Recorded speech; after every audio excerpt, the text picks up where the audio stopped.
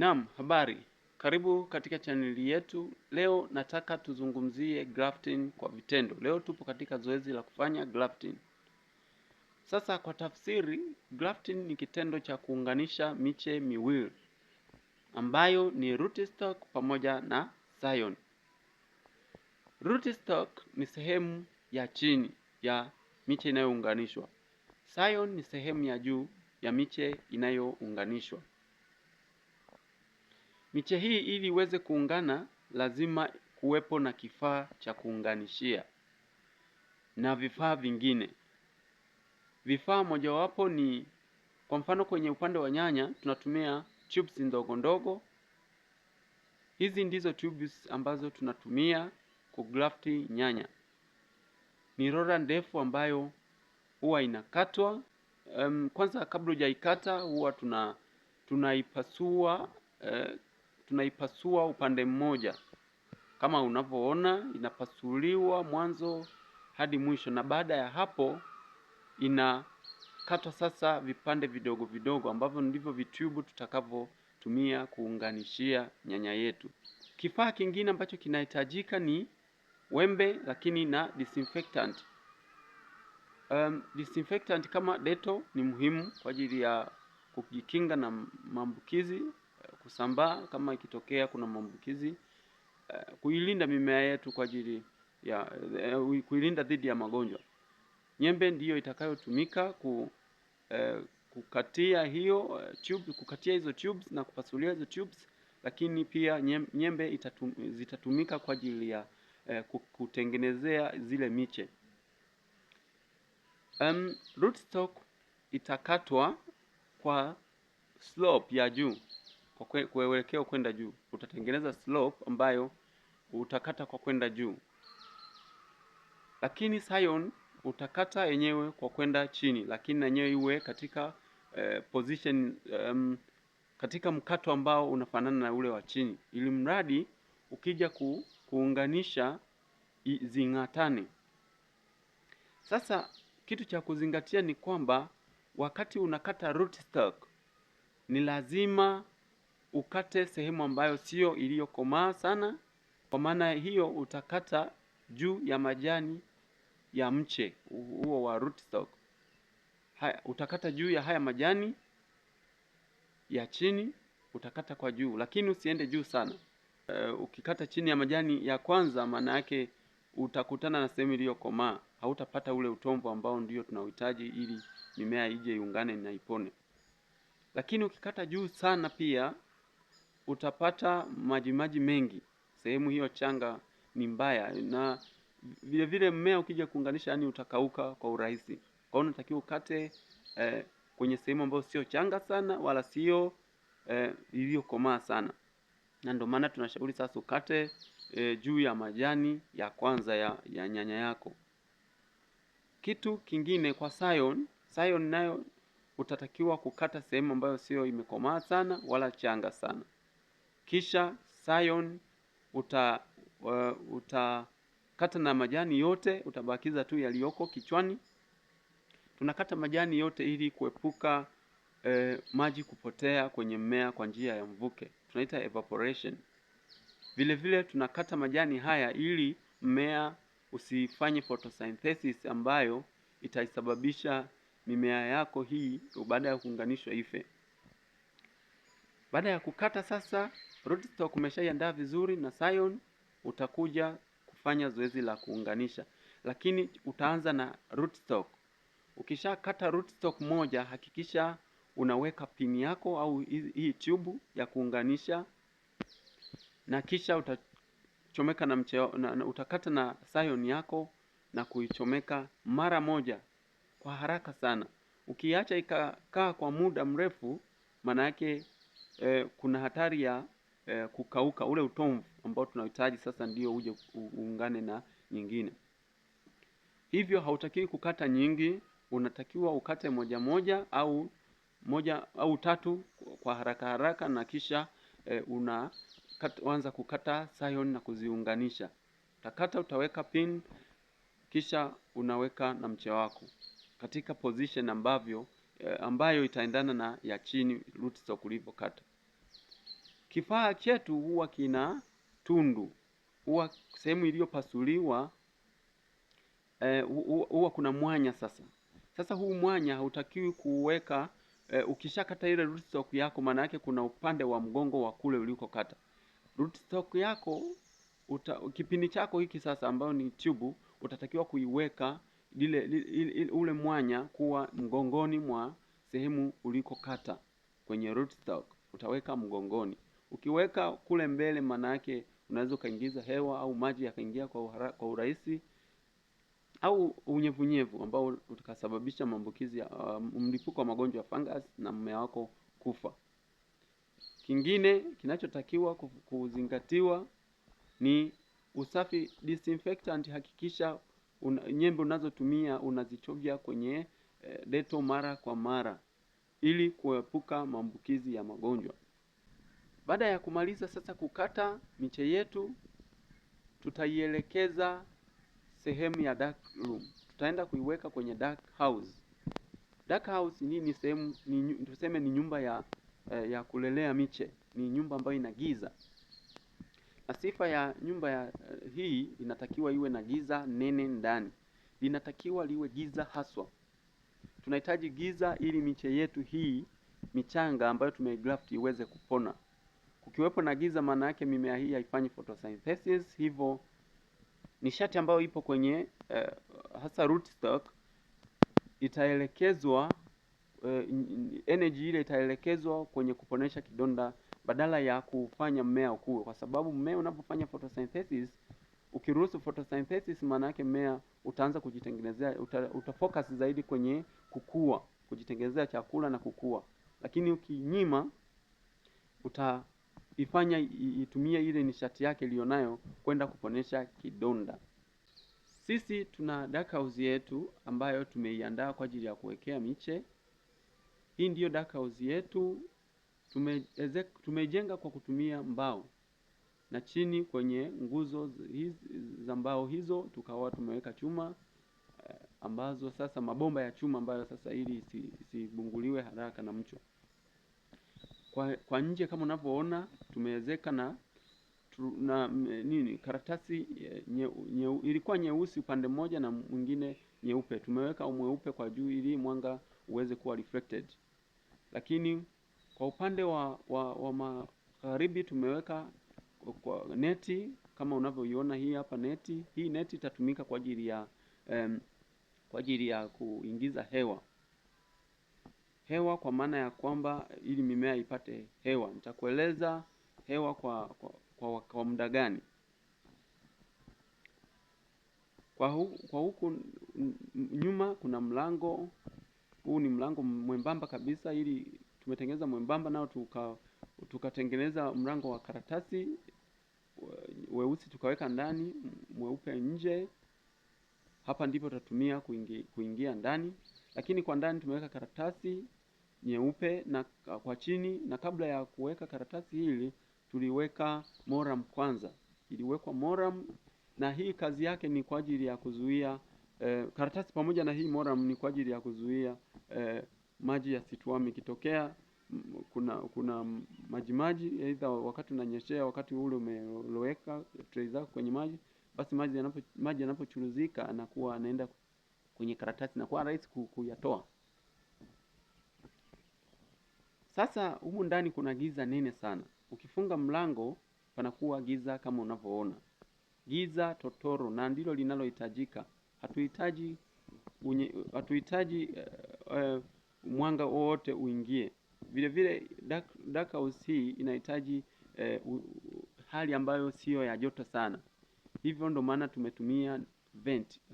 Tumetengeneza vent kwa ajili ya net. Net inasaidia katika kupoza mule ndani. Kitu kingine ambacho unatakiwa kuwa nacho makini ni muda wa kugrafti miche yako na kuipeleka kwenye dark house. Hakikisha unapografti tu miche yako, kimaliza tray, peleka kwenye chumba hiki. Ukiacha miche hiyo ikiendelea kupata mwanga, basi unaweza ukaiathiri miche yako kutokana na mwanga ule sehemu unako graftia. unatakiwa kuipeleka mara moja kwenye dark house. Kwenye dark house, kitu kingine ambacho nilitaka kusahau ni kwamba mule ndani huwa tunaweka tofali au kitu chochote, kifaa chochote ambacho kitasaidia kuweka tray zako zikawa juu. Hazitakiwi tray zikae chini, kwa sababu zinaweza zikapata unyevunyevu, miche yako ikapata unyevunyevu au magonjwa. Inatakiwa miche yako iwekwe juu ya kifaa chochote ambacho kinaweza ikasaidia kuweka tray. Kinaweza ikawa tofali au tray kama hivi sisi tunavyofanya, au unaweza ukatengeneza kitu chochote cha mbao ukajengea kwa ajili ya kuwekea miche yako. Itakaa siku 7 humu. Baada ya hizo siku 7 miche yako utaipeleka kwenye kitalu cha kawaida, na huku itakaa siku 14, yani kwa maana ya wiki 2, na baada ya hapo basi itapelekwa kupandwa. Lakini huku huduma zingine ambazo zitahitajika ni pamoja na kunyeshea, na unyesheaji ni ule ule. Unaandaa chombo cha kuweka maji na kutumbukiza tray zako, au unaweza kutumia kikombe ukawa unanyeshea miche yako tray moja baada ya nyingine. Usinyeshee kwa kutumia watering can, kwa sababu ukigusisha maji kwenye kidonda kinaweza kikapata shida. Baada ya hapo miche yako utaenda kuipanda shambani, na huduma zingine utaendeleza nazo shambani. Hii ndiyo miche yetu. Hapa kuna rootstock pamoja na scion. Iko tayari kwa ajili ya kupandikizwa sasa, kufanywa grafting. Ilipandwa tarehe 26 rootstock mwezi March, na scion ikapandwa tarehe 28. Hii huku ni scion, lakini upande huu ni rootstock. Rootstock yenyewe ilipandwa tarehe 26 na scion ikapandwa tarehe 28 March, na leo tumeanza kugraft tarehe 4 mwezi wa 5. Iko tayari kabisa kama unavyoiona. Na hii scion nayo iko tayari kabisa kama unavyoiona, imenenepa vizuri. Hapa ni process sasa ya kugraft inafanyika. Hivi ni vifaa, zile tubes zinaitwa silicone tubes, zilikuwa roller ndefu ikakatwa, na hivi ndivyo vipande sasa ambavyo vinatumika. Na kila kitube kina sehemu ya mwanya, upande mmoja kimekatwa, kina mwanya kwa ajili ya kurahisisha grafting. Hivi vyote vitatumika. Ni vitubu vidogo vidogo tu, nakata wastani kutoka kwenye ile roller, hivyo utaweza kuvitumia. Lakini mbali na hivyo kuna vifaa vingine, kuna nyembe kama huu hapa ni wembe, nao utatumika kwa ajili ya kufanyia grafting.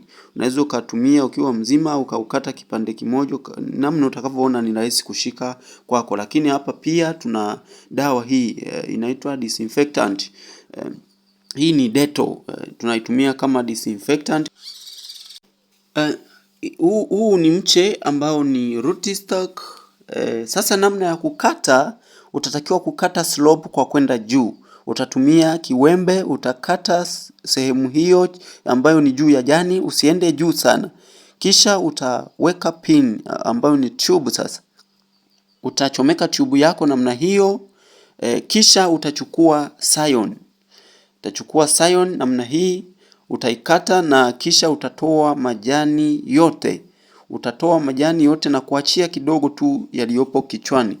Kisha utaichonga nayo katika namna ambavyo itaenda kung'atana vizuri na ile rootstock. Utaichonga katika mteremko ambao ni sawa na ile rootstock. Kisha utaenda kuchomeka sasa mche wako katika namna ambayo mule ndani itaenda kubanwa vizuri katika ile sehemu ambayo position sawa na ile na vile ulivyokata rootstock. Huyu ni mtu mwingine, naye anaandaa scion yake. Ameshaandaa tayari rootstock na akaweka tube. Kwa hiyo hapa anatoa majani yote na kisha anaichonga namna hii. Anaichonga katika slope ambayo itafanana na rootstock alivyokata. Kikubwa unachotakiwa ni kuwahi. Ukikata tu rootstock moja, unakata na scion moja na kwenda kuzichomeka. Utachomeka katika namna ambavyo itaenda kung'atana na ile ya ndani vizuri, ile slope ya ndani vizuri. Kisha mche wako utauweka sehemu ya tray. Anaendelea na process kama unavyoona, huwa amechukua ni mche mwingine nao hii ni rootstock, ataiandaa namna hii.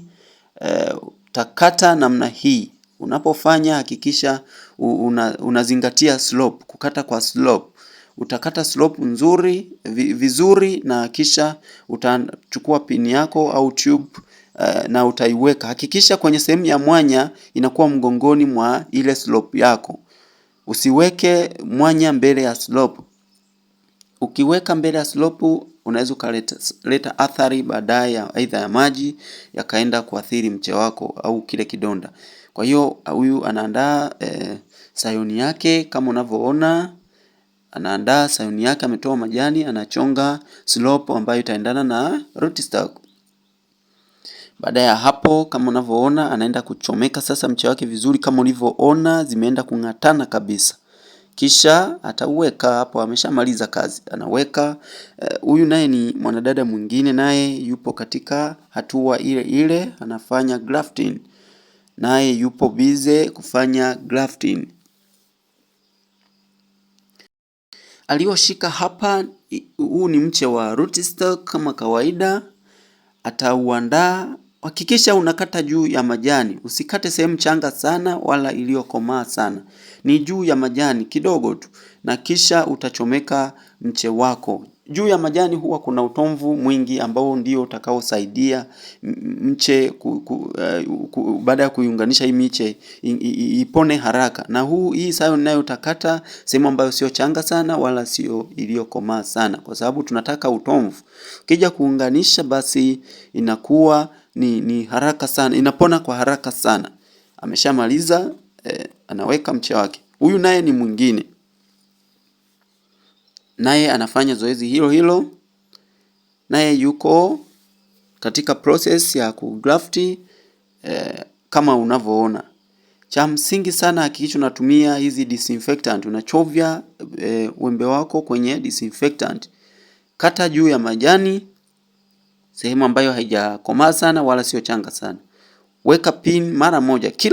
Kila mche mmoja unaweka, ukikata rootstock moja unaweka pin, unakata na sayoni yako unaweka. Usikate miche mingi kwa sababu inaweza ikakauka. Epuka sana kukata miche mingi, inaweza ikakauka. Utakata mmoja unaweka sayon, kata mmoja mwingine unaweka sayon. Usisubirishie miche mingi kwa sababu inaweza ikakauka, hivyo unatakiwa kuwa makini katika hilo. Huyu naye ni mwingine, naye anafanya zoezi hilo hilo. Yeye ashaandaa tayari sayon kama unavyoona zimekatwa juu ya majani. Huu ni mwingine.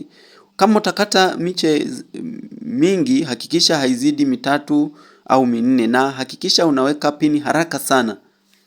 Na sayoni zako utaziweka namna hiyo. Utakata sayoni yako kama unavyoona, kisha utachomeka haraka sana kwenye miche yako kwenye rootstock ambayo umeshaiandaa. Hakikisha haukati miche mingi ambayo inaweza ikasababisha kufa. Utomvu ukipotea, ukikauka, maana yake miche yako haitapona. Utashtukia umeweka kwenye dark house, itakufa mingi kwa sababu ilipoteza utomvu ambao ungeisaidia kuungana vizuri kati ya rootstock na sayon.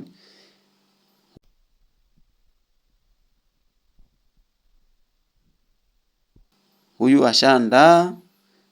Unaona kama unaiona hiyo slope kwa ndani hivi, anakuja kuweka na hii nyingine, nayo inaenda kuumana kabisa vizuri na ile slope ya ndani. Mche wake unakuwa vizuri kabisa. Hakikisha kile kitubu unakiweka katika mwanya wake, uwe mgongoni mwa ulipokata.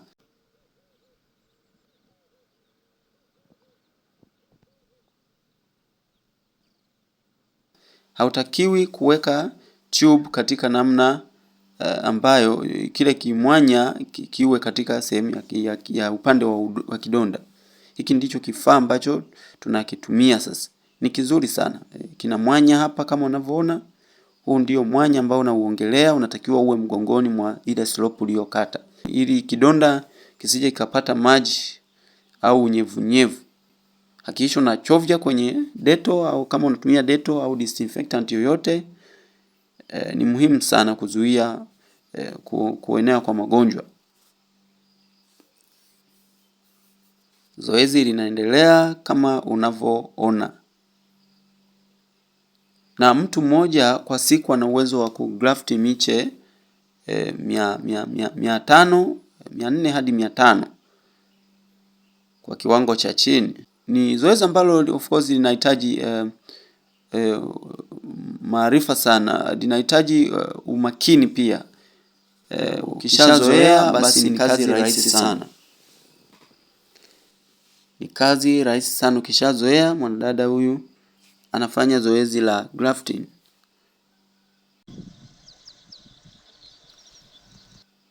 Kwa hiyo atachomeka mche wake namna hiyo. Tray yake ndo hiyo. Anazipanga miche yake anazomaliza kuzigrafti. Anachukua mwingine, anakata. Anakata kama unavyoona. Anachukua pin, anaweka. Baada ya kugrafti, hakikisha unapeleka miche yako haraka sana kwenye dark house. Hii ndio dark house yetu ambayo tunaitumia ili kuweka miche yetu. Humu itakaa siku 7 za mwanzo, na baadaye itaenda kwenye kitalu cha kawaida, na kule itakaa siku 14 kwa maana ya wiki 2. Katika unyeshaji wa miche iliyograftiwa, hakikisha umeandaa chombo ambapo utaweka maji na utatumbukiza tray na itapata maji kwa chini. Usinyeshe kwa kunyunyuzia kwa juu, kwa sababu kidonda kikipata maji kinaweza kuoza. Mbadala wa chombo kama hichi, kwa maana ya tray kama hii tumetumia tray kwamba tumeweka karatasi na tukajaza maji. Unaweza ukatumia kikombe ukaweka maji kwenye miche yako. Hizi ni tray ambazo tumeweka kwa ajili ya kuweka miche yetu kwa juu. Haitakiwi iwekwe tray ya mbegu chini. Mbadala wa hapa chini kuna hili karatasi.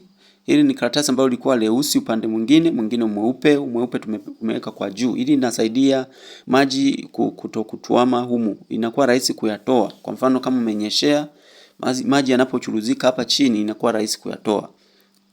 Hizi ni tray tutatumia kuweka miche yetu kwa juu. Mbadala wa tray unaweza ukatumia tofali. Humu kuna giza nene sana. Miche yetu tunaipanga kuanzia huku mwanzo.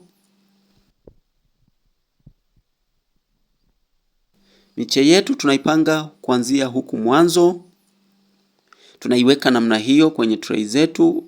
Kama huna tray unaweza kutumia tofali au ukatengeneza kichanja cha mbao kwa ajili ya kuweka tray zako. Kuna giza humu ndani, giza kweli kweli. Tunahitaji giza la namna hii ili mradi miche yetu iweze kupona. Kwa siku za awali lazima kuwepo na giza la namna hii.